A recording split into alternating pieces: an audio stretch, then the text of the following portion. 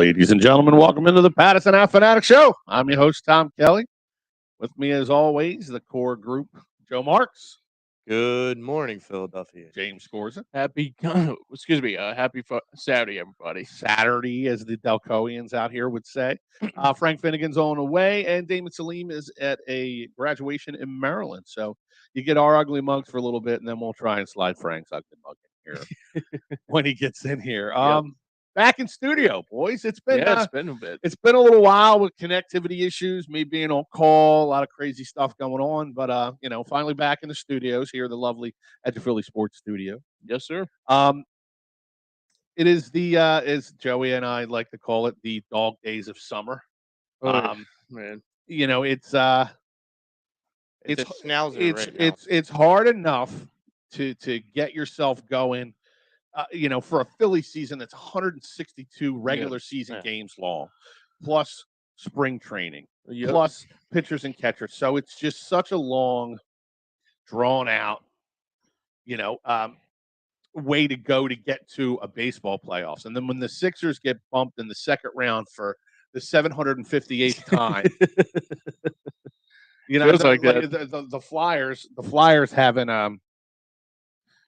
haven't sniffed. I mean, they're not even sniffing the playoffs right now. They're in the Sixers up. Norm, good morning. Norm. Yeah, he All says, time no happy see, anniversary, TK and Aaron. Thank you, my brother. I appreciate you very much. Thank you for tuning in. Everybody at Deals on Wheels down there. My man Norm should be the governor of PA any day now. Yeah, that's my vote. So we got A checking. I don't know who A is, but the Phillies keep losing as usual. Nothing new this year. Absolutely correct. But with the way the Flyers are, and we're only at OTAs right now for the Eagles. Yep. So, but there is plenty to talk about. A lot of it'll be a bitch session. It is what it is. It's just, I would say 78% of Philly sports is a bitch session every week anyway. I want to start off with the Phils this week. Mm-hmm. And just kind of roll right into it. Even when things are good, are you new in Philly? It's a bitch session, even when it's good. Absolutely. Who do we blame for the Phillies' start to this season? Since last year, the manager gets bumped, and then all of a sudden they go on this incredible streak. Now this year, you're in relatively the same boat, a little bit better off, but relatively the same boat. Right. You got some new faces on the team here, but nobody's really stepping up. Who are we blaming this start on? Is it the skipper? I don't think so. I mean, I'll start. I don't know if it's necessarily Thompson's fault, to tell you honestly, because obviously it's not been the best of all season for Rob Thompson to be the manager. But I think the one thing that is the problem is that the players that we brought in are not showing up at all.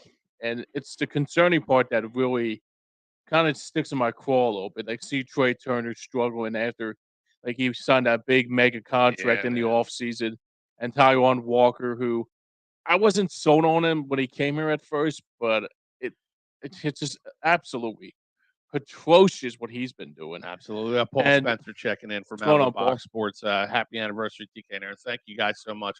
I really appreciate it, man. Sorry, James. Go ahead. No, you're good. But what I was saying was, I think it's more that the pitching and the hitting has been man, it's been horrible to watch. And I can't even. I mean, sometimes I would watch the game and I say to myself, do I want to go through this pain every single week and say to myself, do I want to have an aneurysm, whatever you want to call it? Could be an aneurysm. Mixture of both. Yeah, could be a mixture of both. But feels like I had that this week. Yeah. I think everybody's been trying to. I mean, I know for sure I got my Eagles stuff on, so I'm already tuned I'm already tuned into the next season. I got you. I completely understand. You know what I'm saying? Joe, who are you blaming the start for this season on? Frank Finnegan in a building. What's up, Frank? You got you right next to James today, Frank. Really? I know. No, it's like smelling salts. Just keep you awake. I blame the players. I honestly blame the starting lineup. And I blame. There is a lot of professionals that are playing for the Phillies right now that aren't playing very professionally, and that's that's where I'm really leading with this is that whether it's fielding, whether it's, like I was saying in the car ride up with James and Joe, is that, I'm not saying quality at bats is in the analytical quality at bats. I'm saying like quality at bats, like when you have a guy that's pitching soft stuff mostly out of the zone and you're swinging, I'm like, look, the guy throws a ghost forkball 40% of the time in the dirt or out of the zone, and you don't take a pitch or two. Like, be a little patient. Let him work himself into trouble. Right. Don't put yourself in in a position Right. where you're making the mistakes. Don't make his job easier. Yeah. And I mean, they made Senga look like freaking Tom Seaver. yeah. And I'm just like, dude, he's good. He's not that good. Right. Yeah, I mean that's how I look at it too. Frank, good morning, buddy. Good morning. Norm good morning. checked in and said, Frank, shouldn't you be on a golf course somewhere? Yeah, I should be. Hi, Norm. How you doing? Hey, I hit Springfield a couple of weeks ago. Hey, I'll never play Springfield again. Nah. Bad A experience. guy in our foursome put a ball on 18 into Tavola, the restaurant up there. Oh, The GM comes out looking at us like this, and my buddy, you probably know Brian Gainley from Marty's, he's a bartender. Yeah, He used to yeah, be yeah. Upper Darby firefighter. Yeah, I know. I was with Brian and a couple other guys from Marty. Sorry, guys, I know I'm going over the tangent here. That's And, okay. yeah, a guy in our foursome put a ball in there, and the GM knows Brian real well. Just comes out and looks at us. He's like, "My ball's in my hand, man. I didn't do that." No, I had a good week last week. I hit 7 of 12 fairways. Nice. Ooh. Put it on 3 par 3 greens. Well, I'm getting back out shot there. at 92. I screwed the last 2 holes up, or else I'd have shot mid 80s. I'm getting back out there, so watch out, folks. Okay, I got a couple days to play. All right. Like group things. So Keep me in the yeah, loop. absolutely. Listen, I wanted to do I wanted to do Damon respect, so I showed up late I appreciate that. There you go. today. What frustrates you most about this team right now, Frank? Well, it's first of all, This Phillies team. I know there's several teams right now that we could be frustrated with. right. Yeah, Let me be specific. right now. I want to rescind my moniker as master predictor, because I said this team was going to win north of 90 games, and I said they were going back to the World Series. But this team has not recovered from Reese Hoskins getting hurt Yeah. and leaving spring training with Ranger and Painter both down. And the problem with it is, like, when you prepare like pulled pork or something in your kitchen and you're washing things up, and there's like, when you're done, there's just like scum in your sink. Yep. That's Clintac. Oh Ooh. my God. Wow. Okay. Yeah. Wow. Clintac. Clintac is pulled pork scum. Okay. He's left. That's very specific. That's He's- a good line. He's left us scum in the minor leagues. And unlike other teams in the league that can just go, you know what, we have a player down there who might be ready, let's bring him up, see what he can do. Yeah. We don't have that. Hmm. And that's Clintac. Clintac left us that legacy. And you only got so many fingers to plug holes in the dam. And they ain't got enough fingers. Nope. No, they do not. And it's really sad to say this, and I wish somebody would send Aaron Nola the memo that this is a contract year, and you're supposed to play like it's a contract year, and he's playing like he's already got his contract and he's comfortable. Okay, this just tells me that this man does nothing, zero in the off season to prepare himself for 162 games. And as long as that's going to happen with him, this team is not going to win, because they can't win without a solid guy in the number 2 spot behind Wheeler. They're supposed to be your stoppers, and the only thing they're stopping is the grease from going down the sink. Okay, and it's sad to see it, because they have a wealth of talent, and you can only do so much. And Robbie's really trying to juggle the lineup. It's not working. It's not working because they're missing. I think they're missing the heart and soul of the team, and that's Reese. That was my one. That was one of my questions. How much is this team missing Haas? It's obviously not his defense, but how much are they missing his bat right now? No, it's not even his bat. it's obvious Just that the, presence? it's the obvious that the intangible with Reese Hoskins was he was the heartbeat of the team. As much as Harper is the best talent on the team, I mean, you can't deny this. I mean, we never saw it. We didn't know the impact he has because he doesn't have that forward face Right. In the clubhouse, even though he was their union rep and he was their spokesman. We as fans didn't realize the impact of him being missing from the team, and he is obviously missing. It is glaring. Yeah. I mean, I'm not talking about his, 1 for 18 or 1 for 22 or 3 for 37 bat streaks that he has during the season. I'm talking about what he does with the guys in the clubhouse. And So it's obviously an effect. I'm not directly comparing the two, but it reminds me a little bit of when the Eagles did not re-sign Brian Dawkins and what the Yes. defense Yes. felt like and looked like the year after. Yes. when he was in Trotter Denver. as well. Trotter as well. Yeah, and Yeah. and that drop off was so significant, not just because of the talent, Yeah. because of the voices It's the in the room. intangibles. It's the Yeah. Yep. intangibles. It's like it's like letting the air out of a balloon. Right. And you're trying to fill that balloon, and there's just not enough. Air It's- to like yeah, there's not enough air. there's just not enough to fill that clubhouse with, with Reese not being there. Yeah, I mean, without Reese being there, I mean, I do agree what Frank did say about that because the hardest thing about it too is that it's just bad all around. Like I said in my opening statement, it's just that I mean, Aaron Noah, I I don't know what he does very well, but the only thing that really ticks me off about it is just when he nibbles a lot and he tries to be too cute, and it's just flat out disgraceful what he's been doing. I mean, the Phillies have a lead, and every time I say, "Okay, they have the lead, but when is it ever going to be imploding?"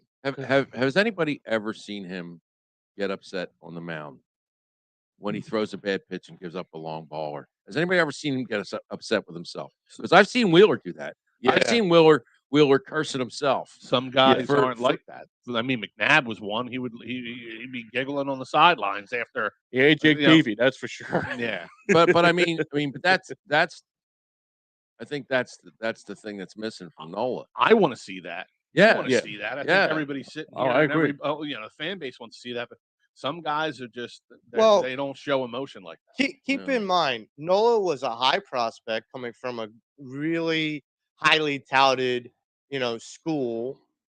This is a guy that had clout coming in the door. he has the talent. No, he does, but I'm saying I think it's the ego that gets in the way of the talent. I don't think it's ego. I don't think it's ego at all. I think he just he doesn't apply himself. He doesn't look like a guy that applies himself. Well, that's what I mean by He doesn't ego. hold Like, himself his accountable. ego No, gets in the way. ego would be he would when he does an interview after a game, it's like, "What I'm doing the best I can."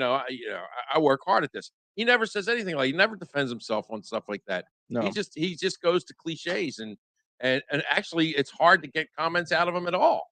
He disappears. He's the invisible man when it comes to Pitching. right. And I mean, it's just to me, he doesn't look prepared. He doesn't look like a guy that we see every year coming out of spring training, Right. prepared to throw. Yep. And evidence of that is he can't get past the fourth inning without getting rocked. He doesn't change. He doesn't alter anything. When he gets through the lineup for the third time, he starts pitching the lineup. They already know what he's going to throw, so he gets eaten alive every single game. And I mean, that tells me that's a guy that doesn't pay attention to his craft, and he's just like McNabb, relying on the talent that he Talent, has. Right. Yeah. And this is what Showing his youth. this is what I'll ask.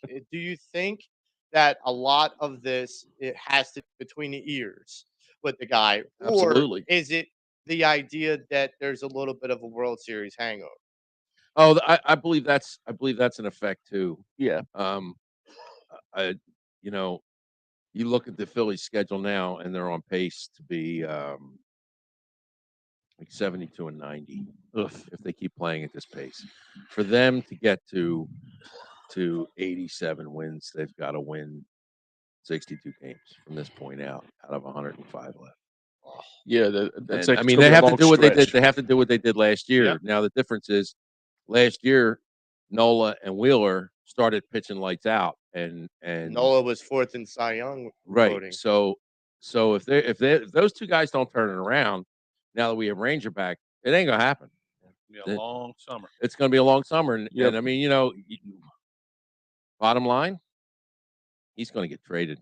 He should get traded. They should. The Phillies need youth. Gonna And say I think at this point you have to go 2 steps back to go a step forward. And that means you're going to have to trade a couple guys. And I mean, there's only really one guy worth anything worth trading, and that would be Nola.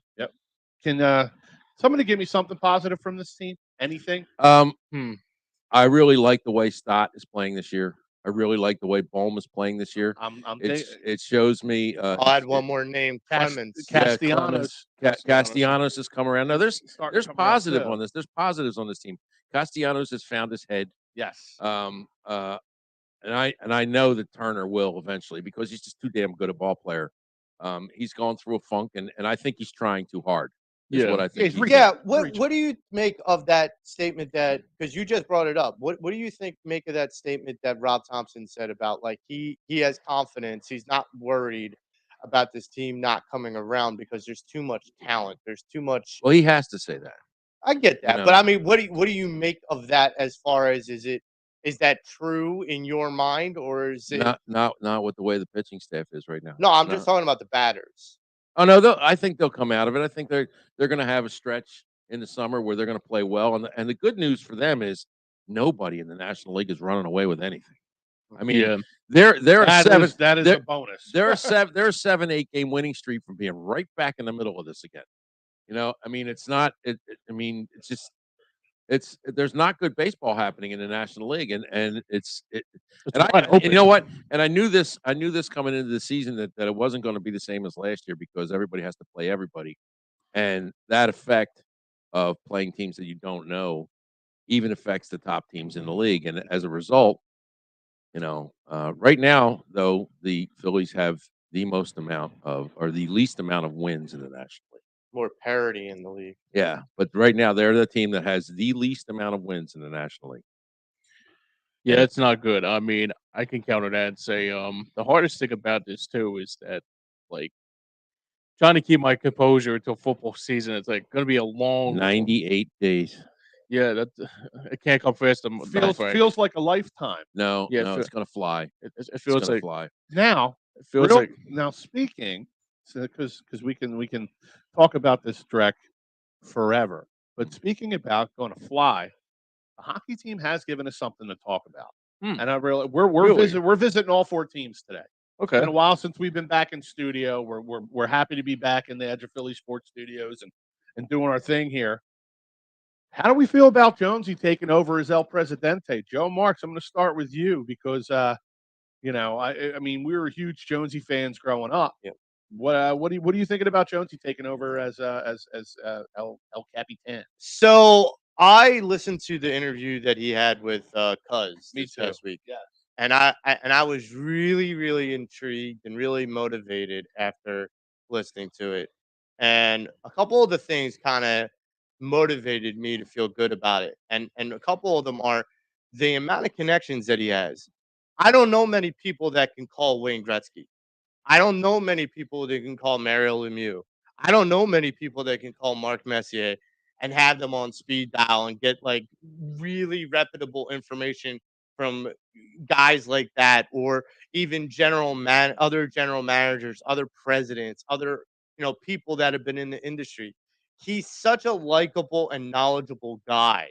But more to that, he's a passionate guy. You heard that, very candidly on the, Angelo show, and when he was doing commentary with JJ.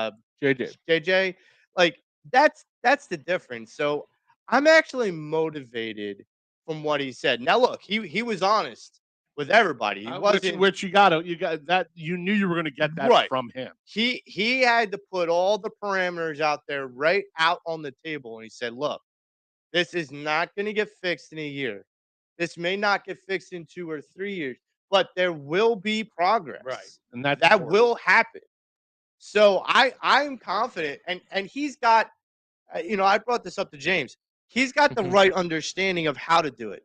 He said we have to build through prospects. You're not going to Yes. hit on all of them, but if you gather enough, you're going to hit on more than not. Yes. And so I like that perspective. Yeah. And so he gives me a lot of confidence going forward. Now, whether Danny Briere, We'll get to that in a second. Okay. I want to stick on Jonesy, but we'll go to James. How are you feeling? You were a young guy. Yeah, I was a young Were buck. you around when Jonesy was a player? I know as much of his stats. I think I was towards the broadcasting of the Jonesy era when he was with Angelo Cataldi. Okay. So, yeah, but I think the only thing that I remember from Jonesy when he didn't get a single point or like in that 5 overtime game, I think he didn't register a point. Yeah. But no, I guess he it's a still good hire. brings that I up. mean, yeah. I mean, you were absolutely crushed about last season. How were you feeling? Yeah, I mean, sitting here June 3rd. I'm starting to think of it now. It might be something to. I mean, back when the Flyers were relevant, I always was a big fan of Danny Briere because I think he was Mr. Boyles was his mantra. But with Jonesy though, it's going to be interesting. I did hear his interview with NHL Now. I think it was with EJ Redick and I think it was Jackie Redmond. He was like trying to tell like what he'll bring to the Flyers, and it was a hell of a good interview. I got to admit, and the one thing I did at first, I was a little bit skeptical because I was like, "Oh God, another Flyer." I mean, can we just like Yep. get another outsider like a Shella Day off, like I was Yep. harping about? Yep. But honestly, I think he might. But when you bring, like you just said, with the prospects, it's just like that might probably change my mind and say, you know what, this team could be probably going into the right direction. But I mean, it depends on who you bring in. That's going to be the key. How about you, Frank? I hate to be the No, jeez. it's okay because I have a feeling I know what direction you're heading, and that I was going to kind of get into that. So please. I love Jonesy. I watched him play. He was, sometimes he was the invisible man out there. Yeah, he was. Yep. But he always did his job. I love his attitude. I love Danny Briere's attitude. But unless I see a complete raft of firings in the talent evaluation in the Flyers organization, it's same as it ever was. There's You're already not wrong. that's already been a headline that there's already been No, I mean some movement. not some. I'm talking top of the organization to the bottom of the organization. People have to be looking for jobs because obviously for the last decade, the ones that are there are not doing their job. 100%. Yep. Okay, and you can't put lipstick on a pig, and Jonesy is lipstick. Hmm. And unless they live what he says, it's same as it ever was. Hmm. And that means the only way to get talent into this league, into this team, they're going to have to trade Carter Hart. They're going to have to do it. Yeah.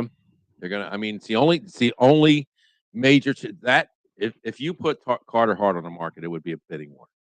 It would be like Bobrovsky right now too. It would be a bidding war for what you could garner for that guy, and Yep. not being in the top of the draft kills them, and they have to find a way to get into the top of the draft. I agree. And I mean, Carter Hart's going to do you no good rebuilding. no, he's not. No. He's going to be a waste of talent. Yep. Before they get good, he'll be done as a player. I mean, that was the logic when we got rid of Bobrovsky too, Right. because that's when we started to kind of do the Hextall rebuild, and that's when he was starting to bring in like. But the Hextall defense. had a history in the organizations that he was with that he did turn them around. The problem is he Yeah. came here. Yeah. And the problem is there's so much ingrained mid-70s Flyer attitude in that front office. Sad but true. Well, one of them was Bill Barber, and he was the mouthpiece of the owner that stepped down. So I mean, like Tom said, I honestly think that there's going to be some people that are going to be fired that have that attitude.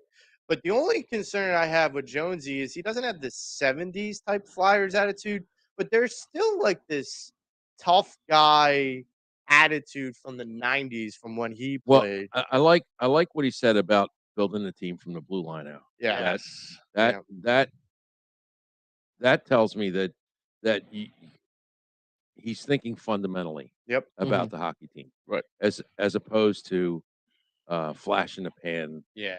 get the big scorer. He's talking about what it takes to win in the in the National Hockey League, and that is really really good defense. And I mean, you can have all the scores in the world, but if you're letting biscuits in the basket, you ain't winning.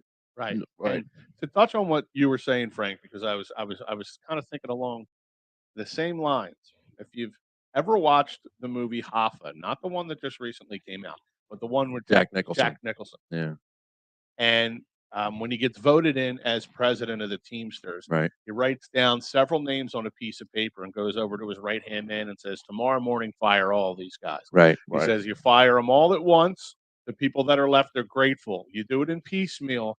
He said, they start to worry and then they turn on you. Yes. Right. So if you're going to make that move, You got to do it all one time. like a You have Band-Aid, you have rip you have a off, you have a rip nice off. you have a nice luncheon in the main office, Yeah. and anybody that's got a cold fish on their plate, that's the last meal you get. Luca Brasi. Right. Anybody's got a cold fish on a plate. All right, now Danny Yep. Briere. Let's Hmm. jump into Danny Briere. Joe is one of our favorite players. Love it. Coming up on the team. How are you feeling about him as the GM? I'm uncertain because I just don't know how he's not an experienced GM. So for me, it's a matter of I don't know if he's going to have enough wherewithal to make the right decisions. And the last thing you need when you're trying to rebuild is to make missteps, Right. significant missteps. And like Frank was saying about Carter Hart, I mean, okay, so say in the next month or so we try to move Carter Hart. Danny Briere is going to be the guy that's heading that deal. Okay, but because he's new at being a general manager, will he really have the knowledge to garner the best deal possible? That I don't really know, and I don't have the confidence to feel that way. If this were a general manager that, I felt like brought some cachet to it, like I got to go back to like the '08 Phillies when they had Ruben Amaro Jr., but then they had the other guy that was here that was kind of like the senior advisor because he knew the connections. So even though Ruben was like the rookie general manager, he had someone overseeing his Well, decision. a lot of what Ruben was Clinton, handed I mean, came Gillick, from Pat Gillick. yeah, but it came from a lot of the moves Ed Wade made. No, but Gillick brought in like Cliff Lee, and he brought in other guys like Roy Halladay. He brought in significant He polished acquisitions. He polished the diamond. Yes. Right. Yeah. So my feeling is there is no diamond To polish. Right. So They don't even have rocks. No. right. So right now Got coal in their stock. maybe you're allowing Danny Briere to possibly get you a diamond, but it's rather do you trust Is him he a to patsy? right? He's what I just said. He's the sizzle. He's not the steak. Not the I mean, steak. I love Danny Briere. If you put Danny Briere in a player development role, I would be thrilled with that. Yes. Okay. Right. But to put Danny Briere in the general manager's role on a team that desperately needs a general manager who not only knows hockey, but knows the league and knows everybody else in the league and has networked everybody in the league. And I don't know if Danny Briere has done that. And this team doesn't need a Danny Briere as a general manager. They need a guy who has done this job successfully in other organizations, or somebody's secondhand man who everybody knows is just as good. Like the way that the Eagles front office gets poached. Their front office gets poached every year. I mean, like they go through executives on the Eagles like they're changing underwear. 3 more left. And I mean, it can't be for no reason. You know, the other teams are coming after them because these guys are good. Right. Okay. So you got to go to the organization who got these guys are good. And this is another thing, the same as it ever was. I mean, they brought Danny Briere in for one reason: the fans love him. Here's my point, and this is another question that I had lined up. Do you think that the organization looked at it and went, "Okay, going outside the organization didn't work. and then like a panic move, just bring back 2 former Flyers, put one in as GM and one in as president. It only works. It only works if you go outside the organization. If you do the Hoffa thing, Yeah. Right?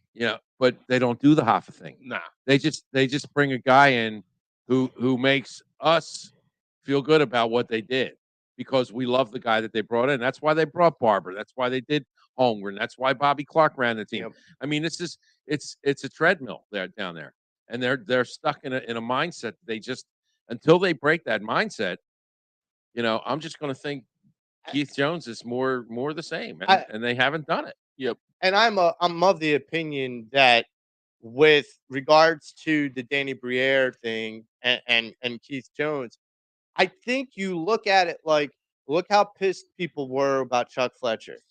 Right. The organization had to figure out, okay, every fan is about to abandon ship. We need to do something to salvage at least something. Because if we don't have a ship to do anything with. Like, Right. we have 2 oars in our hand. That's it. When it comes to the Philadelphia Flyers, they have gotten a pass more than any Yeah. other team In this city. Yep. over the last, I don't know, 50 seasons or so. Well, I mean, there's a good reason for that. Right. But they have gotten their fan base is as strong as any fan base in this city and as strong as any fan base in the NHL. Right. What they saw over the last couple of seasons was that you finally pushed them too far. Yep. And now you're really seeing a drop in ticket sales. You're really seeing a drop in people coming out to the games, supporting the team. Merchandise sales are way down. And now, Season tickets are off big time. oh, huge. So think about it from a business standpoint. How do you get that back on track? Right, You right. hire a name. You hire a figurehead. Yeah. Let me counter with this. I know I'm a guy that looks at outsiders that could be a big fit here. Like you just said, Tommy, it's like a panic mode. He's thinking, okay, there's not. I don't even think they even tried to look for like another outsider. They just wanted to look for a name that like will make us sell tickets, basically. And I think the hardest thing about that too is that like there's like somebody out there that I really wanted the Flyers to look after. And like Frank just said, like they have like a player like a GM that has in the league that knows how to run a system. His name is Kevin Sheladeoff. I'll tell you a long story short. I'm a big closet Chicago Wolves fan. The reason why I liked him is because he helped the team not just win 1 title, but 4. He won 4.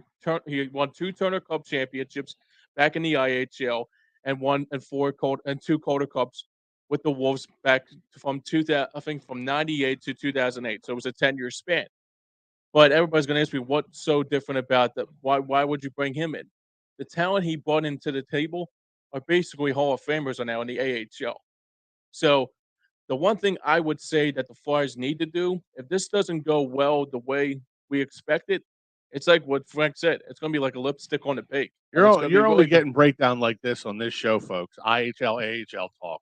Man, It's- James is I mean, all over you that. look at the Flyers and Good stuff, James. they look Thank like you. they look like a team that's 5 years away from being 5 years away. Yes, yes, exactly right. And I mean, that's a real thing with this team because as dark as the Phillies minor league system is, it's non-existent in Flyerland. See, No. so here's how I know, or at least here's why I assume that the Flyers did what they did. Because I see the headline come up on my phone. Keith Jones just announced as a new president of Philadelphia Right, Flyers. yeah. And I went, oh, great, Jonesy. And then my other side of my brain kicks in and goes, what the hell has he done to earn a spot as a Yes, president in this exactly. Yeah. league? So they got me. They got my initial Initially, reaction. And maybe some people don't think on that other side of the brain. But then I'm like, he It's has like no resume. He Well, has that- no resume. neither He does was in Briere. He was in sports talk and commentary. Neither for does 20 years. Briere. Right. What front office is That- Danny Briere working? Exactly. right. That's why listening to that Cuz interview for me was so important because I thought the same thing. I'm like, all right, that's cute, but what does that accomplish? Right. And so I wanted to hear everything of what he wanted to say because I wanted to give him a chance to defend himself in my mind. And if he couldn't, then I was going to rip him apart on this show. But he defended himself. But look, now Okay. he defended himself for now.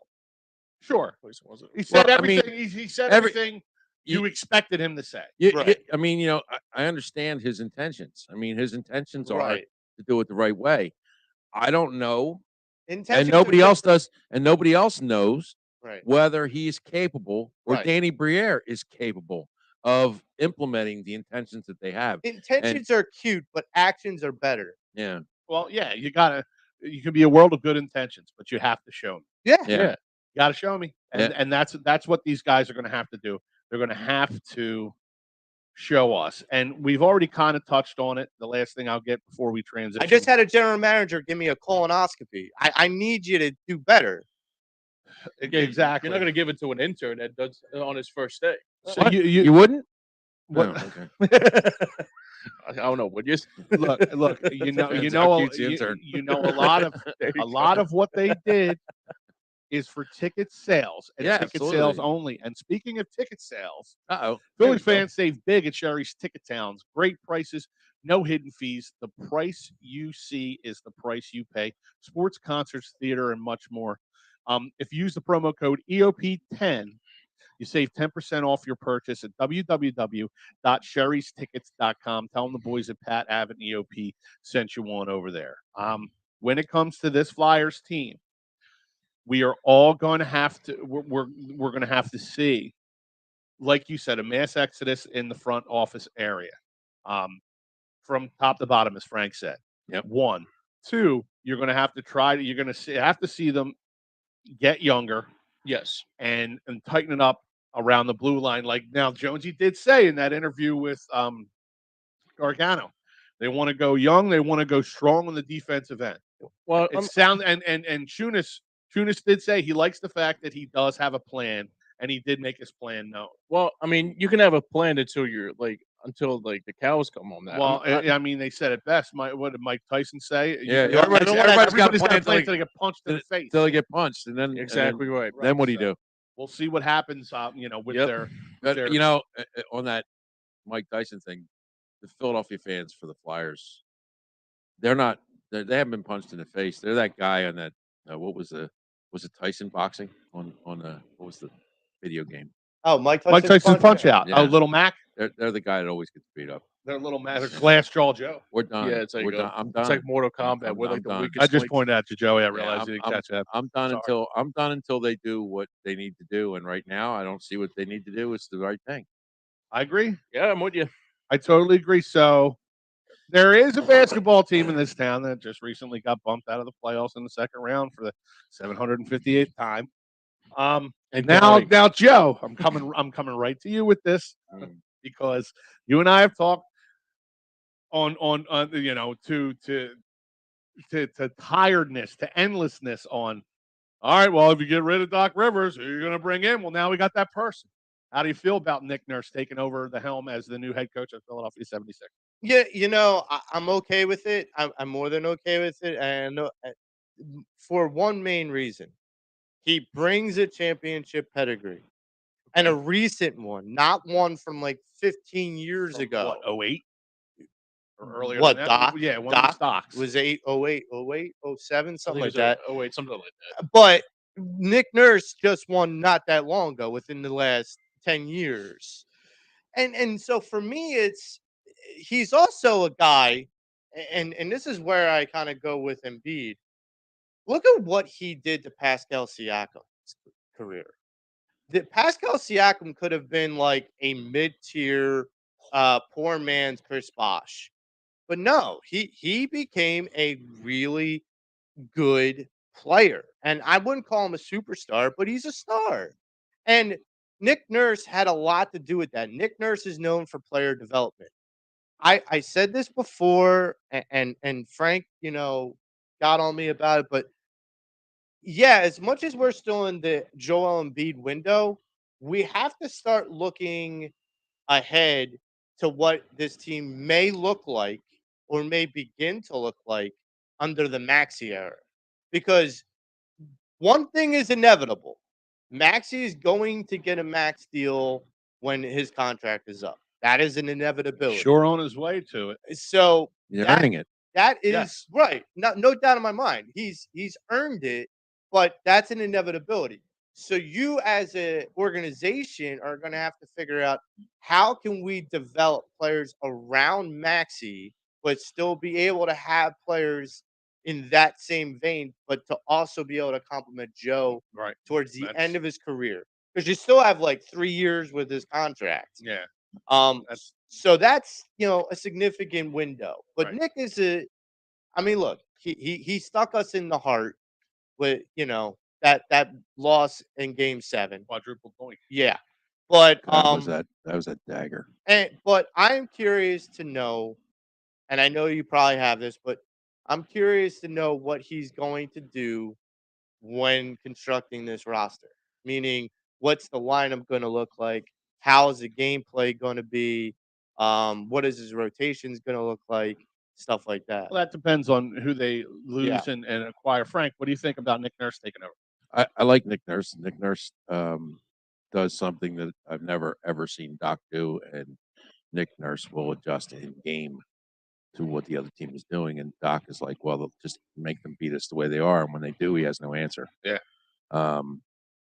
Which tells me he's basically a lazy coach who's done coaching and just cashing checks. I heard a funny quote, and it's true. He's like, maybe people don't realize, but in the medical profession, the nurses are the ones that do all the work. And Yeah. the docs just Yeah. come in and Yeah. give their I heard that. professional opinion. My dad used to say, when does the doctor stop practicing medicine and get it right? Good point. True that.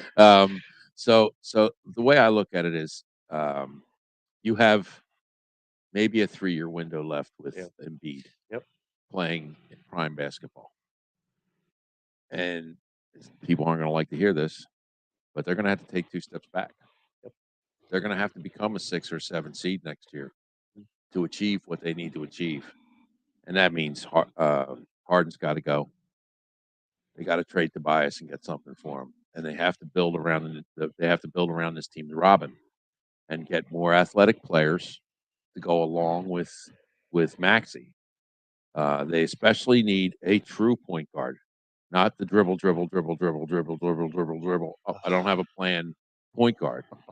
They need a guy. Who's going to come down. I mean, look, Harden made Embiid's MVP possible this year. He really did. He really facilitated Embiid the way Embiid plays as a finesse center. But Embiid is big enough, strong enough, and athletic enough to change from time to time from finesse to power. And he needs somebody that's going to. I hope Nick Nurse can get this out of him. I hope Nick Nurse can say, hey, Joel, tonight, the guy you're playing, you need to be physical. Well, that's why I go with the Siakam, because I feel Yeah. like Nick Nurse got the best out of Siakam. Well, I mean, nobody's ever done that with Embiid. Nobody's ever said, look, you've got to do this. They let Embiid do what he does and start 30 feet from the basket with the Right. basketball. No. I'm sorry, Joel. When we get the ball, I need you down inside 10 feet right away. And if things aren't working, we're coming with you. You go right to the hoop, draw the foul, go to the line, score the points. Man, And I mean, I'm glad Damon's not here today. well, He'd be all over that. oh, I know he's all over that, but I mean, what effect has it had? I mean, Right. we've had 4 years in a row of him playing 30 feet from the basket and working down. And what has it gotten us? Exited in the second round. Yep. You got to change. I'm sorry, but it's more of the same is not going to get it. It's just going to be more of the same. Because playoff, And I mean, playoff, you could do that during the he's season. got it. You can't do that in the playoffs, and that's why you make it past the first round because you're a more talented team. Yes, And then you get into the second round and you're playing a half-court game with Joel your Embiid, flaws 30 are feet from the magnified. rim. Your flaws are magnified. Right. It's the same thing. It was the same thing in baseball last year. The Phillies got through every level of the playoffs because they wound up with better pitching than the other team had. Except for Houston. And they get to Houston, Yep. and Houston's got 9 pitchers that are, 7 of them are better than what the Phillies had. Yeah. And I mean, it wasn't the Phillies' fault that they lost. It was just they weren't going to overcome those numbers.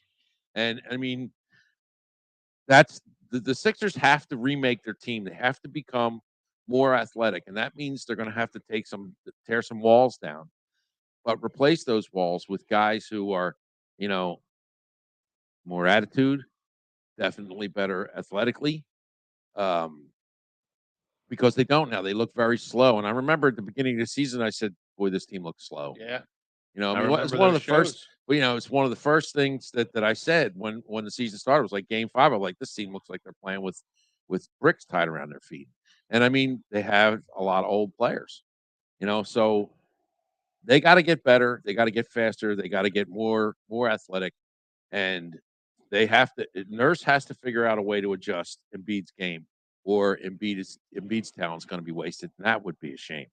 I mean, that's the thing. So if you look at like what Nurse has done to progress certain players like Van Vliet and even with Kyrie and Kyle Lowry and Siakam and all these guys, bringing in more youth and as you say, taking 2 steps back to take 1 step forward. I feel like it gives me more confidence that Nick Nurse is here because you may not need. I would love to get him, but you may not need like that high caliber talent, young talent. You may need a guy that's willing to be molded like someone like Maxi, who's willing to be just a sponge, and that may help. Now to go into what you're saying about Embiid, um, I look at like how much progress he made, what Nick Nurse did with Siakam, and I go, if he did that with Siakam, man, Embiid is like 10 times a player, 10 times better of a player than Siakam. He's gonna make Embiid look like freaking, Wilt Chamberlain. But Yeah, it the also the only problem with Embiid, as much talent as he had, and cause scolded me one day and brought this. I was listening. Yeah, he Uh, really he He, took me to the woodshed that I day. was giggling like a little Yeah, schoolgirl. he took me to the woodshed. Even though he wasn't hearing my point because he didn't want to. But he's right. Embiid didn't grow up on the streets, and that chip is missing from his computer. Look That at Butler. that chip is missing from his computer. I mean, And my man was sleeping in his car. yeah, no, that's a guy who gets every dollar and goes, this is my dollar. Yeah, buddy. You know, where Embiid goes, well, I'm just going to stick this on the stack with the other dollars I have. Well, You're saying his dad's a prince or Yeah, something, right? yeah. keep in mind of something. You were. I was hearing what both of you were saying, and I don't know for anybody out there listening. Frank calls in and Damon calls in fairly regularly to Gargano's show, and I knew it was you right away. Yeah. He wasn't having anything. No, I- but you were both bringing really good points to the table. Yeah, no, it was. I mean, He he was even just- said he it was was an just shut- interesting, yes. interesting He was conversation. just It's shutting you down. well, he didn't agree with it at all. No. You know, he did, and I mean, And he's like, Frank, I love you, but yeah, I mean, it is what it is. I mean, keep in mind, Embiid was a third overall pick, and then now look at like where the Heat are, and you talk about Butler. Like the Heat's top 7 scoring players are all undrafted free agents. it's insane to even think about. So, like, Well, those are guys that not only, I mean, I'm not saying all of them slept in their car, but those are guys that know how difficult it is A, to get to this level, and B, how to sustain. You know what in that level. what the Heats demonstrate to me?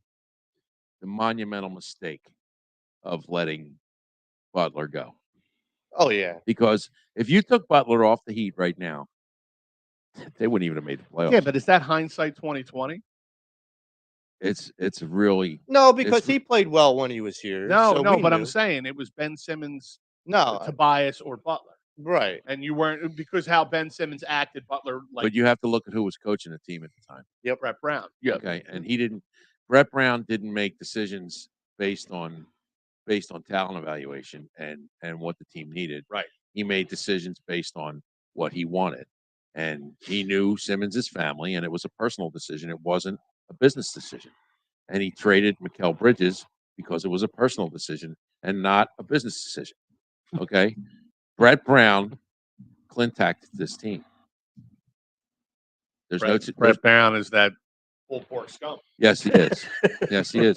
I mean, there's no two ways to look at it. I mean, Brett Brown did to this. We're going to team. have a segment called "This Week's Pulled Pork No, Scum." Yeah, no, that's- I'm going one step. Yeah. Oh, you know what? We could do that. The pulled Pulled who's pork scum of the who's week. the pulled pork scum of the week? Yeah. I'm going to go one step further with Brett Brown. He's the gizzard that you pull out of the turkey. Oh, Yes. yeah. Yes. Oh, jeez. Yeah. Fun times. Can't even make gravy with Does it. anybody here want Harden back? No, not at $200 million. Joey didn't say no right away, right out of the gate. It's not a no. It's a hell no. It's a hell no. I'm Okay, not okay. even.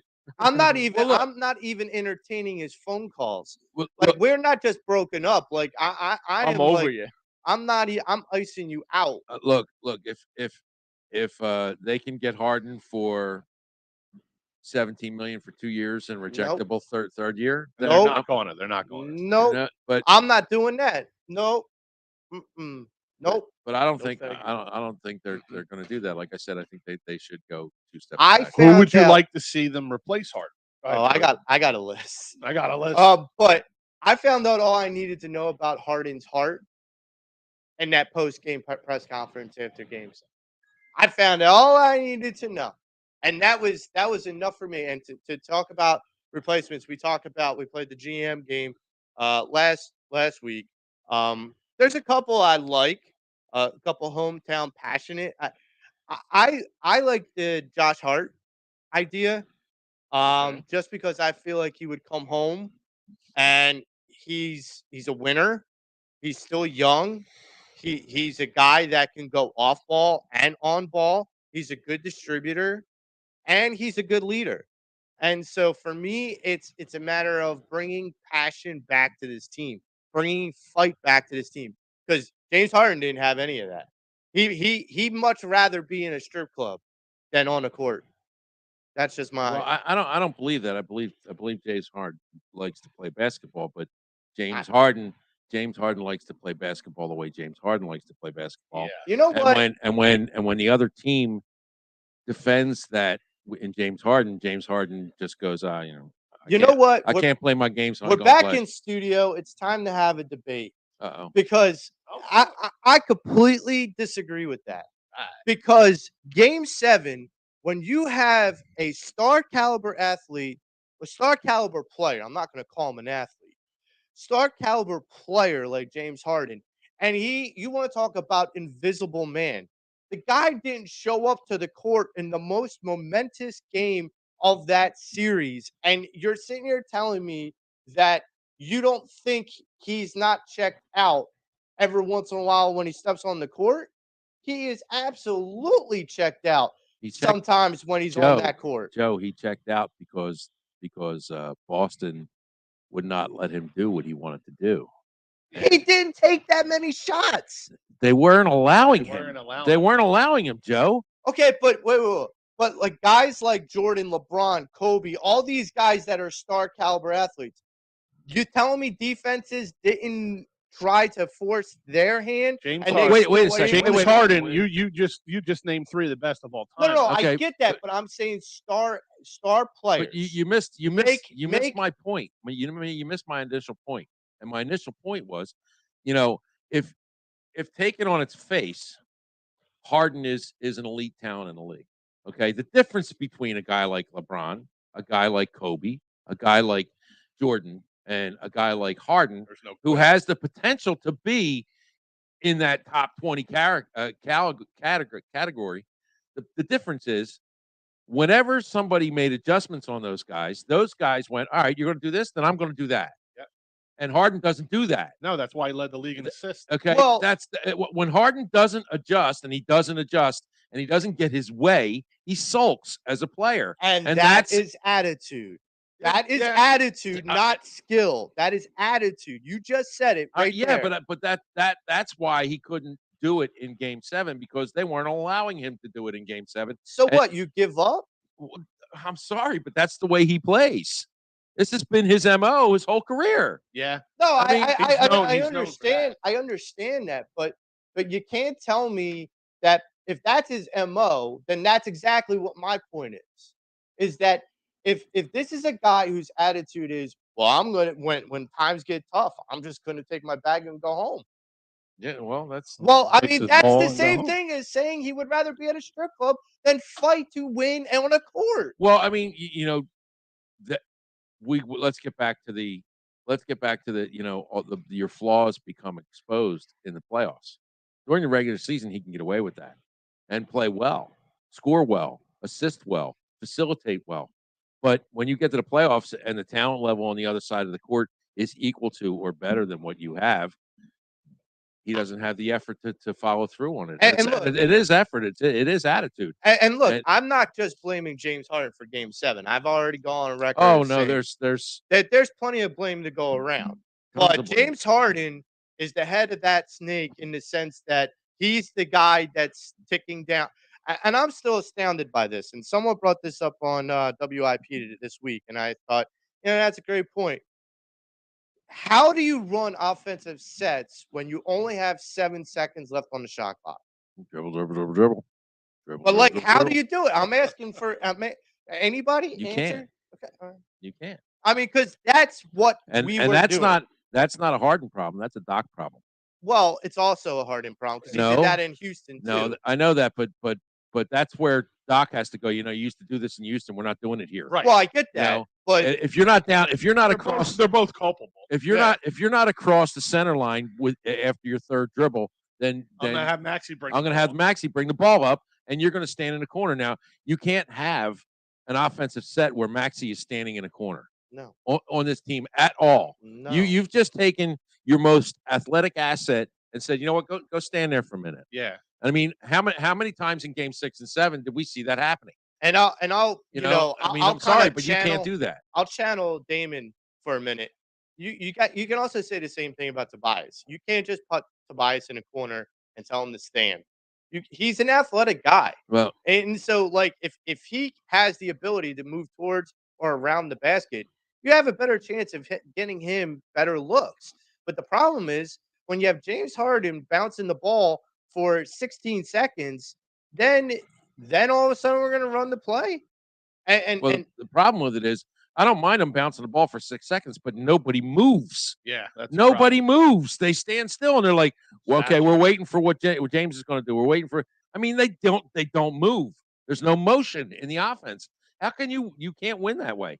You can't. You're right, Joe. With 7 seconds left on the shot clock, you can't go, okay, let's get in motion now. No. You got to, you got to be moving at second 19, 18, 17 to get yourself the open look that they need. Yes. And they didn't do that. And Doc never adjusted from that, which tells me Doc was a lazy coach. Yep.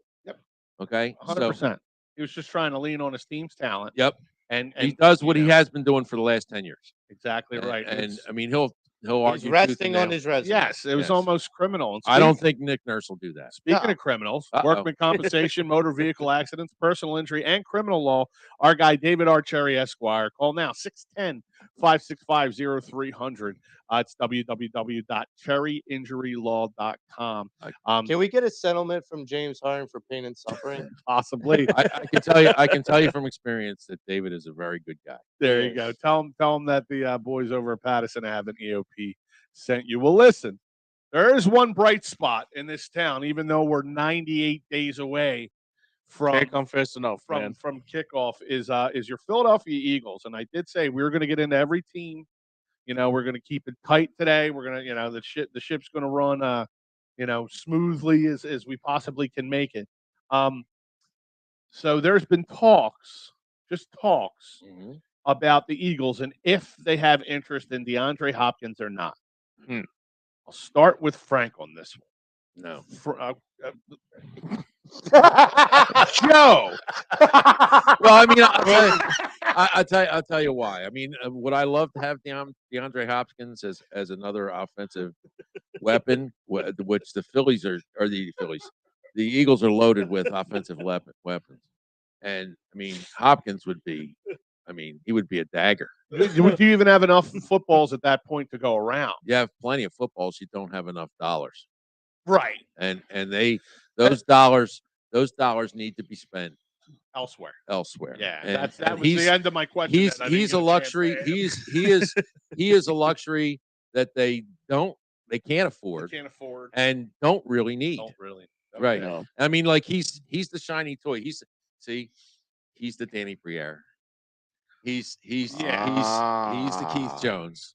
He's the shiny little lure that the bluefish bite. Well, No. Howie hasn't brought too many shiny lures in yet. No, this particular offseason. I mean, he's draft picks wise, DeAndre Swift. DeAndre Swift, yes, but DeAndre Hopkins is. I think he's waiting, like he did last year.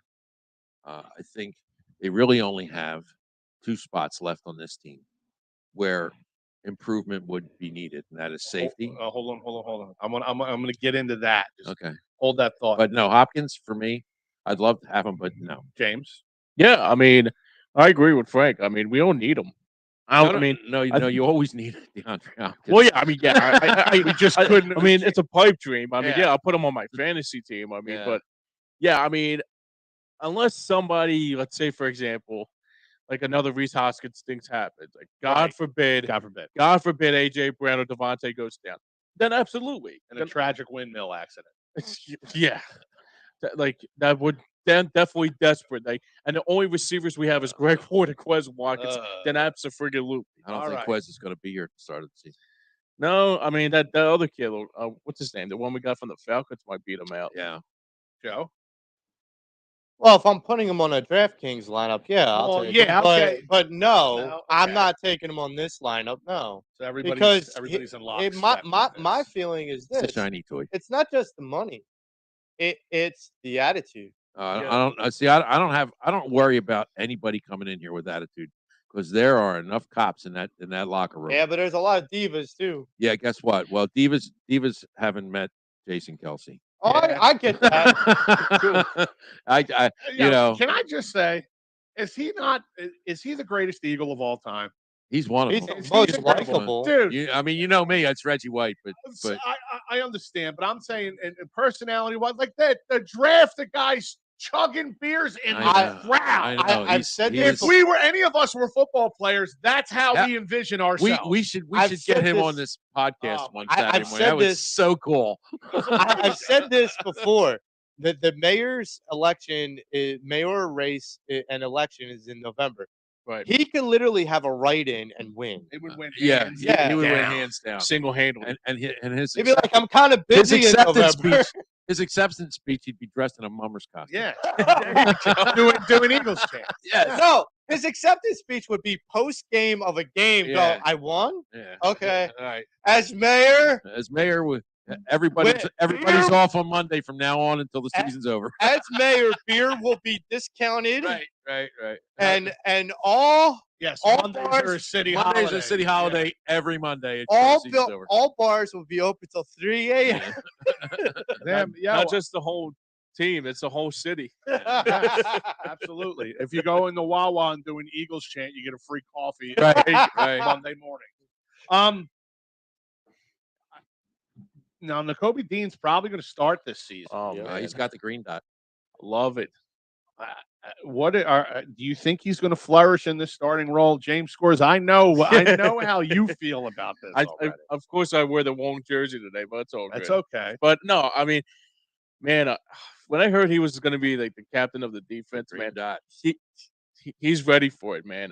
I mean, last year, as much he didn't show a lot because of the other guy that we Right. don't want to bring in. The side's going to make a play. The side's going to be like, going to say, whatever fits your system, man, I'll help you get better at it. I got to be honest with you. I haven't been excited for a linebacker like this probably since Trotter, or maybe Hugh Doug. Well, actually, Hugh Douglas was a defensive He was end. an end. Yeah, but maybe the last time I've seen like a very good tight end, a very good linebacker was Axeman. Probably. I got to tell you, when you look at the Eagles defense, Oh, those 4 guys in the middle bring something to the table that doesn't happen in football oh man. until you've been playing together for 3 or 4 years. Well, we have the benefit of those 4 guys Yes. playing together for 3 or 4 years. They know what they're thinking. They know what each other's thinking. I mean, you're going to see cohesion. At least I believe you'll see this. I think you're going to see cohesion in the middle of that line like you've never seen before. And it's because those 4 guys have been on the same page for 3 years. Right. And that it takes a long time to build that kind of chemistry in a football team. And Howie drafted him. He drafted chemistry. You know, And you sorry. got to give him a chance for that to play out. When I watched Nakobe Dean play last year, and I paid close attention whenever he was in the game to pay attention to where he was on the field, not where the play was going, where Nakobe was going, as long as he was in, television frame. Right. And you know what I noticed about Nakobe Dean? Always around the He ball. was always around the ball. Yep. Always around the ball whenever he was Yep. in the game, and he didn't get that many chances. But I'm telling you, every time he was on the field, he was around the ball, and that tells me that kid knows what he's doing. Yes, sir. I will tell you this. I've made it no secret that I like the linebacker position. I've made it no It's my secret on favorite. this It's show. my favorite position on the field. Yeah, it's, So it's become as A- relevant a- as the running and back. I remember like even sitting here pre-draft both this year and the year before saying to you guys, I want a linebacker.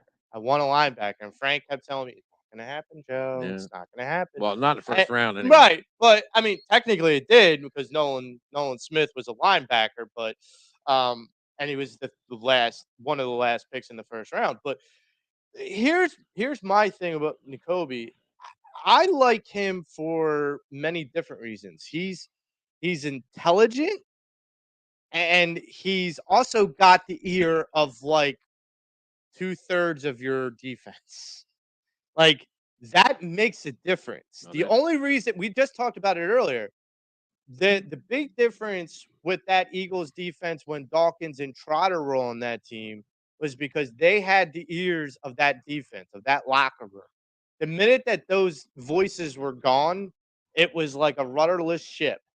And I feel like this is going to be a great year for the defense. And it's going to be a breakout year for a lot of those players because of that scheme. And I had heard that after rookie minicamp, all 5 of the Bulldogs on the defense got together for personal workouts to work on different communication. Love it. Love it. That's So that's that they cohesion. have signals now that only they know. Well, they need to share that with the rest. No, of the no, they team. will, but that they understand. Yeah, well, that's where that esprit de corps comes into place with those guys. They played together for 3 years. They know the language that they talk. Like if Nakobe comes up and taps Jordan on the right butt cheek, like Yeah. Jordan will know what that means. Right. And I mean, if they play with any of the ability they played in Georgia, You want Scary good. look, you look- want look- winning? That's a winning. I mean, I hate to do the prognostication thing again because taking my beating this It year. happens. 2 for 3 is not bad. But I look at the beginning of the Eagles' schedule, and I don't see anybody that can stay with us offensively in that schedule. I just don't. I don't think there's a team on the schedule in the first 9 games, other than Dallas, that can present a defensive problem for us. I don't think the DeAndre Swift signing is getting enough Which is fine. notoriety. Which is more than fine for me. He was a top 5 back last year. He was. Keep in mind of something. So they He have gets beat. He gets in banged up. Detroit. He gets banged up. but here's where I think that's But going to be Penny okay. does too. So does Penny. Right. But this is where I think it's going to be okay. Because they get banged up because of how much they were used. That's right. And I think Yes. the way the And the Eagles use people their in running front backs- of them too. Right. Well, the way the Eagles use their running backs is nobody gets the ball for the whole game. No, Right. running You back know. by committee. Right. He's going to be lucky if he gets 12 carries. Right. DeAndre Swift. You know what I really love about the Eagles, and I mean we all love the Eagles, but Rick Sirianni, everybody in the league hates this guy, Which I love. and I love. I that. love that. I love that. I That do tells too. me that they're like they either hate him because he's cocky, or they hate him because he's good and he's cocky. It's the You know, latter. It reminds me a and- little bit of Buddy Ryan. Because a lot of you people laugh at a guy who's cocky and who's Yeah, not but good. there's a big difference between him and Buddy Ryan. Well, everyone hated Buddy too. Well, no, but I mean, Buddy Ryan. but was Buddy deep. Ryan only used one side of his head. Yes. Nick Sirianni uses both sides of his head. No, the thing is, if a guy's cocky but he's not good, you laugh at him. Right. If a guy's cocky and good, you hate. You that hate, you motherfucker. hate him. He's Lenny. Like Dykstra. when I was young. He was Yeah. Lenny Dykstra when Lenny Dykstra. He's Lenny Dykstra when he played for the Mets. Yeah. He's Lenny Dykstra when he played for the Mets. You hated that guy. But then when he played, Not Lenny Dykstra at Dolan's a couple of years ago. Hang on. Not 'Cause Lenny Dykstra now. we bring up players that He's we Pete hate. Rose when he played for the we, Reds. we bring up players that we hate, and I know we covered the Phillies, but just a quick blurb. So Scott Rowland is being inducted into the Yes. Phillies Wall of Fame. Let me. And said he wasn't coming. I was gonna say, let me counter with that real quick. Let me get this straight. You get inducted to the Phillies Wall of Fame, and you're not even gonna show up. Nope. Seriously? No, that's about Well, he as didn't Scott show up for Rowland as Stone- you boss. That's about as Scott Rowland as it gets. Because he didn't Yeah. show up for Scott Rowland Day when the Phillies. That's what I read too. Yeah. I'm don't like, get so that. it's right par for course. I want to know who was behind nominating him for that wall. Well, you know why Because they that's did it. balls But, up to the wall. that's a guy that needs to be fired. You know why they did it? True. Because he's going into the MLB In the Hall of Canton? Fame. Yeah. So they're trying to get a Okay, headline. so wait until after he gets in the Hall of Fame, How much? and then just put it up. Don't I mean No, let's, I was saying next let's have thing, popcorn day at the Listen, stadium and hang. if we're letting Scott Rowland on the Wall of Fame, the next one up is going to be JD Drew. JD Drew and Billy Oh. Wagner. Or no, Papelbon. Let's get That'll back. be- There you go. That'll be a nice little Let's get it reunion. back to the That'll be a great Eagles. Oh my God! Let's get it back to the Eagles to quote Rob Ellis. Yeah, do. please. Please. Do you think Cam Jurgens will earn the starting right guard spot this year? Yeah. Yeah, Definitely. Yeah, Yeah. and for good reason. That kid is going to be a star. Yeah. And I'm also a fan that when he transitions to the center role, people are worried that gap is going to be open again, and I don't believe that Howie doesn't see that coming down the the road. kid they drafted late in the rounds, Right. Is the guy? Yeah. Is the guy because that kid can play. I'm So and from what I've heard about that guy, he's a strong guy, even if he's got short arms. Yeah, he's got T-Rex arm. you beat me by T-Rex arm.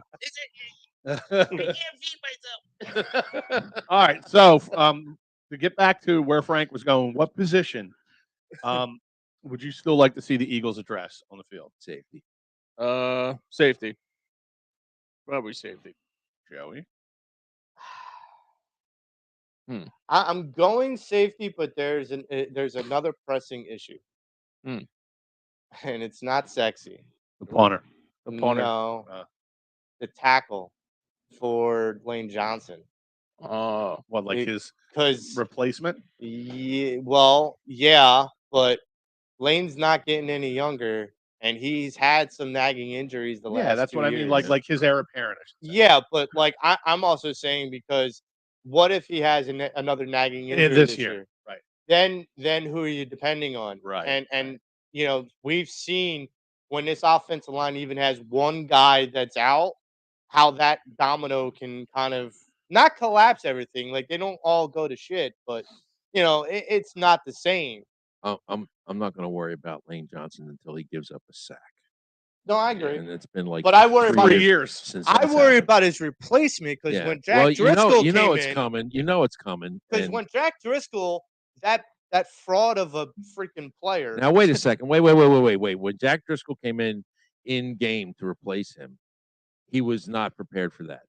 But the next week, Driscoll played pretty sound football. I mean, he wasn't great. He wasn't Lane Johnson, but Who is in the league, Right. really? he played well enough for them to win. Have you ever And- heard of a tackle not letting up a sack in 3 years? Yeah, it doesn't happen. Not even a hurry, It right? doesn't know. He's I mean, Joey Bosa hates Lane Johnson That's like trying to compare a backup to a Jordan. because nobody's been able to stop Bosa. Now- Nobody has been able to stop Bosa. The guy that I think is on all our minds to get as far as safety is Buda Baker. Yeah, I think I'd that's love the to- guy we're That would all, be ideal. that's the guy we're all thinking about. I'd love to get Buddha. So do I. But I would also be intrigued with Simmons from the Cardinals. I think Simmons is a byproduct of Buddha. I do too, but Buddha Baker's a Simmons sledgehammer. is a downhill runner. Is that a Namdi Asamoah situation all No, over no, again? no. That's what I think. Yeah. But see, this is where I worry about Buddha, is that it's kind of like what came first, the chicken or the egg? Right. Because I'm not into like Frank's bringing up. Simmons is a A byproduct. byproduct of He's the Buddha. egg. But is Buddha's he the the egg chicken. or is he the chicken? No, Buddha's the chicken. Because Simmons got drafted before Buddha. Yeah, but it doesn't mean Alright. he was a player before Buddha got there. Last question on what is a wonderful show back here in the Edge of Philly Sports Studios. Mm-hmm. Are the Philadelphia Eagles still the best team in the NFC Yes. Absolutely. until proven otherwise? They're going to start Nah. the season 8-1, 9-0. I could see that too. No. Oh no. I knew you were. Who's better? Who's better? Yeah, I was gonna ask the same thing. Dallas. Ah, Fuck out of here, Joe. You've been hanging get the with hell Dave. out of here. You've been hanging with Dave, haven't Joe, you? where have you been buying your crack rock? Is Dave sweet? Yeah, I was just going to Is say. Dave Li- paying li- rent with you? listen, my feeling is this: how many times? Is this the way you apologize to Dave for breaking his balls? No, Damn, Dave, we no, got to you, no, man. no, no. That's no. it. All right, I sorry. brought, Go ahead, Joey. Go ahead. I'm I sorry. brought this Go ahead. up. I brought this up the other week, Oh and my I said God. the NFC East has not had a repeat divisional winner in a long time. Number one, and number two. I only see the Eagles and the Cowboys as the top two teams in the NFC. Yeah. Let me just make that clear. I mean, if the 49ers can get someone to throw the No, football, they need a quarterback. that's Yeah. what I mean. They need a could be quarterback. scary. They got a really good ship with no rudder. Yeah, and so, Right. but here's my feeling: is the Eagles to have back-to-back like insane seasons is really difficult in the NFL. Absolutely. And so for me, especially now that they're longer seasons, it's a marathon, not a sprint anymore. So for me, it's a matter. I mean, I have them with 11 wins, and I don't think 11 wins gets them to be the best team in the NFC. I got him at 13. I just don't. I got like 13 or 14. And I'm here's at 12, I'm and at here's- 12, maybe And 13. here's why. Name another team in the NFC that has returned 10 starters on offense. Could tell you. Not even the Cowboys. Dak Prescott's another year older too. Yeah, not Yeah, and, he's a and turnover I'm machine. telling you that Giants. that Giants are not returning 10 starters on offense. Yes, Giants they are. no, they're not. They have pretty much their whole offensive line. Daniel Jones, They Saquon just Barkley. drafted a new offensive line. I don't, Yeah, wait, one. But they still have Saquon- four- Saquon But hasn't come but their back. offensive line stunk to begin with. I have a feeling we're going to have to start off next week's show touching back on this subject because there's not enough time in the rest of the day for us to get into. Well, we got all summer long Yeah. to slice and Yeah, dice the we could Eagles dissect up. that. Absolutely. I mean, But don't get I me think wrong. I think that's the big difference with the Eagles. I think there's so much cohesion on the offense, and this has become such an offensive league that the teams that they play early in the season are not going to be able to keep up with them. And by the time they get to the grind, that 5-game stretch in the middle, they will have padded themselves. Don't well. get me wrong. I think that the Eagles and Jalen Hurts are going to be one of the premier teams. I in the just want to know NFC. where you got your star tattoo at on your Yeah, body. That's what I'm wondering. Did you put that in a really bad spot? Well, tell me, okay, how am I wrong in the sense of the division? Though? Well, you're not. No, you're not. You're not. Okay. I got to give you a hard time. Yeah. I understand what Yeah, you're saying. when you invoke the D word, yeah. you're going to get How much do you think it pains me to say it? Understood. Yeah, real quick before we get out of here, the ultimate Chicago trip for Philly sports trips to God, I Wrigley would love Field, to do that. the cathedral. I've which been is there. Wrigley It's Field. a great stadium to go. June 28th through July 1st. If you head on over to phillysportstrips.com, not only the Chicago trip, but they have, they are, they're booking trips a year out.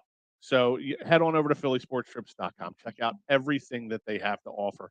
Tell them that the guys over here at Pat Ave Keep rolling them out, Vinny. and EOP sent you. What Vinny and the crew do over there is second to And that's probably none. a fireworks game too. Probably would be one of those Most games. likely. Would definitely be. And real quick, if you're out in Ridley, stop by my man PJ Dolan's bar. Dolan's is it's one of Delco's every year. It's in the running for best of Delco bar. It's a great Got bar. Quizzo music, great times, and memorabilia giveaways. Head on over to 24 East Sellers Ave in Ridley Park at Dolan's, and please tell them Pat Ave and EOP sent you. Well, listen, back in studio, first show back. It felt great to be back in studio with you boys again. Yes, We sir. will, we'll continue to dig into the dog days of summer next week. But for Joe Marks, James Scorza, Frank Finnegan, And Norm, I'll be on the golf course next week. Damon Salim, and Joe Scorza. I'm Tom Kelly. It's the Pattison Ave Phanatics Show. We're at it.